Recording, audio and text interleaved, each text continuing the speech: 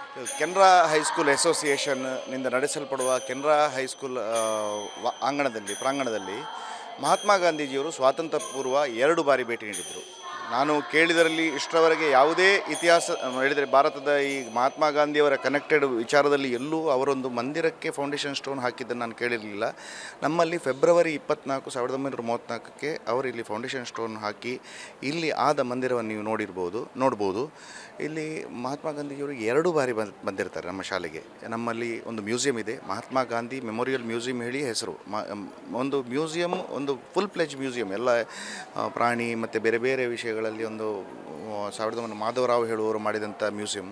ಹಾಗೆ ಈ ಕೃಷ್ಣ ಮಂದಿರದ ವಿಶೇಷತೆ ಏನು ಹೇಳಿದರೆ, ಇಲ್ಲಿ ಕೇಳಿದ್ದನ್ನು ಕೃಷ್ಣ ಕೊಡ್ತಾನೆ ಹೇಳಿ ಸಣ್ಣದರಿಂದ ಮಕ್ಕಳು, ಇಲ್ಲಿ ಶಾಲಾ ಮಕ್ಕಳು ಪ್ರೈಮರಿಯಿಂದ ಈ ದೇವರನ್ನು ನಂಬಿಕೊಂಡು ಪ್ರಾರ್ಥನೆ ಮಾಡಿಕೊಂಡು ಭಜನೆ ಮಾಡಿಕೊಂಡು ಬರ್ತಾರೆ. ಇಲ್ಲಿ ಅಷ್ಟಮಿಗೆ ವಿಶೇಷ ಪೂಜೆ ನೈವೇದ್ಯ ಹೊರಗಿಂದ ಭಟ್ರು ಬಂದು ಮಾಡ್ತಾರೆ.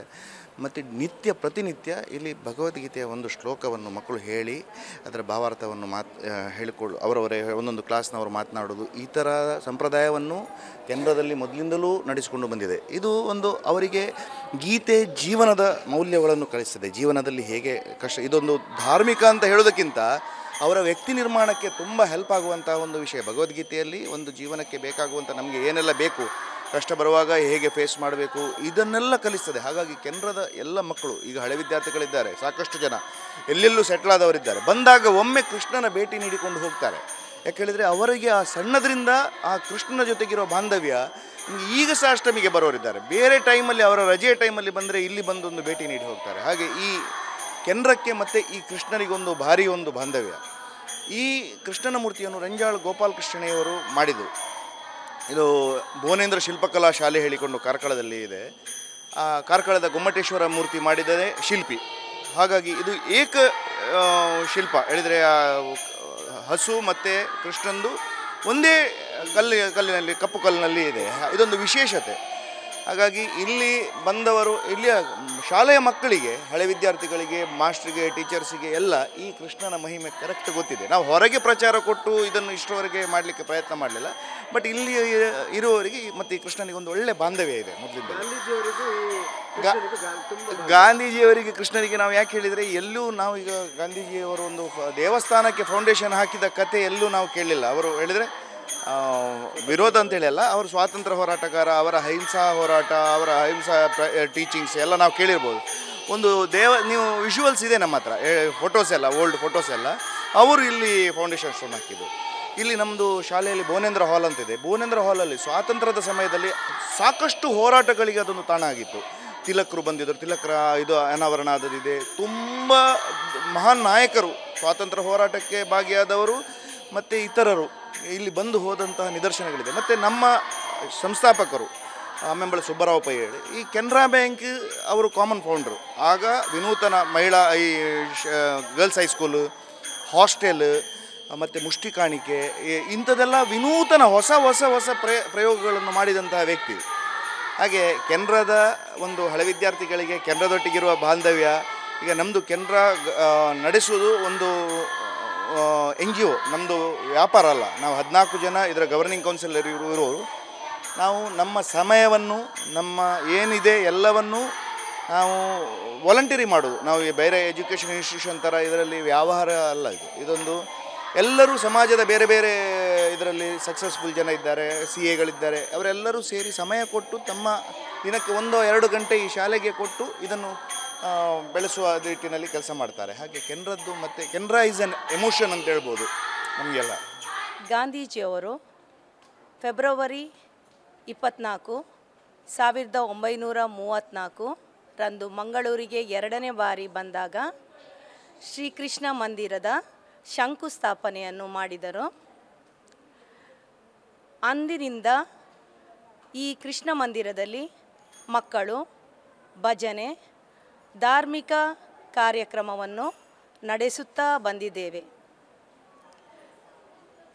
ನಾನು ನೋಡಿದ ಪ್ರಕಾರ ದೇವಸ್ಥಾನಗಳಲ್ಲಿ ಮೂರ್ತಿಯು ದಕ್ಷಿಣಕ್ಕಿರುವುದು ಅಪರೂಪ.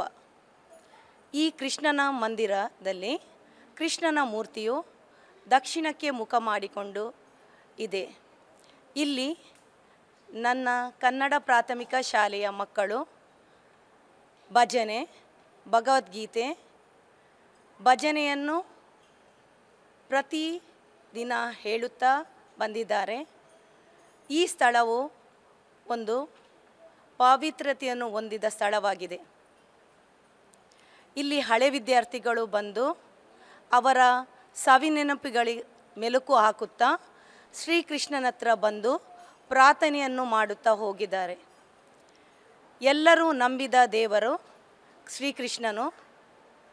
ನಾವು ಏನು ಬೇಡಿದರೂ ನಮಗೆ ಆ ಪ್ರತಿಫಲ ಈಗಲೂ ಸಿಕ್ಕಿದೆ, ಮೊದಲು ಸಿಕ್ಕಿದೆ, ಇನ್ನೂ ಸಿಗಲಿದೆ ಎಂಬ ಭಾವನೆಯನ್ನು ಹೇಳುತ್ತಾ ಶ್ರೀಕೃಷ್ಣ ಪರಮಾತ್ಮನು ನಮಗೆಲ್ಲರಿಗೂ ಸಂತೋಷ ಕರುಣಿಸಲೆಂದು ಬೇಡುತ್ತಾ, ನಮಗೆ ಅಂತ ಹೇಳಿದರೆ ಕೃಷ್ಣ ಅಂತ ಹೇಳಿದ್ರೆ ಒಂದು ಗೆಳೆಯನ ರೀತಿಯ ಬಾಂಧವ್ಯ. ನಾವು ಏನೇ ನಮ್ಮ ಪ್ರಾಬ್ಲಮ್ಸ್ ಎಲ್ಲ ಇದ್ದರೆ ಅಥವಾ ಸಮಸ್ಯೆ ಇದ್ದರೆ ಕೃಷ್ಣನ ಹತ್ರ ಕೇಳಿದರೆ ತುಂಬ ಸಲ ಸಾಲ್ವ್ ಮಾಡಿದ್ದಾನೆ. ನಾನೇ ಕೆಲವು ವಿಷಯದಲ್ಲಿ ಓಪ್ಸು ಬಿಟ್ಟಂತ ನನಗೆ ಮಕ್ಕಳಾಗಿರಲಿಲ್ಲ, ಎಲ್ಲರೂ ಓಪ್ಸು ಬಿಟ್ಟಿದ್ರು. ಇಲ್ಲಿ ಬಂದು ಕೇಳಿದೆ, ನೀನು ಕೊಡಬೇಕು, ಇಲ್ಲಾಂದರೆ ನಾನು ಅದು ಓಪ್ಸು ಬಿಟ್ಬಿಡ್ತೇನೆ ಅಂತ ಹೇಳಿ ಕೇಳಿದೆ. ಅದು ಕೊಟ್ಟಿದ್ದಾನೆ. ನನಗಿಬ್ಬರು ಮಕ್ಕಳು, ಟ್ವಿನ್ಸ್. ಅದು ಕೂಡ ತುಂಬ ಖುಷಿ. ಅದಕ್ಕೋಸ್ಕರ ನಾನು ಯಾವಾಗಲೂ ಬಂದು ಫಸ್ಟ್ ಎಲ್ಲ ಇದಕ್ಕಿಂತ ಮುಂಚೆ ಬಂದು ಇಲ್ಲಿ ಏನು ಮಾಡ್ತೇನೆ ಅಂತ ಹೇಳಿದ್ರೆ ಕೃಷ್ಣನಿಗೊಂದು ನಮಸ್ಕಾರ ಮಾಡಿ ಮತ್ತೆ ಕ್ಲಾಸಿಗೆ ಹೋಗೋದು, ಬ್ಯಾಗ್ ಅಲ್ಲಿ ಇಡೋದು, ಬರೋದು, ಕೃಷ್ಣನ ಹತ್ರ ಬೇಡೋದು.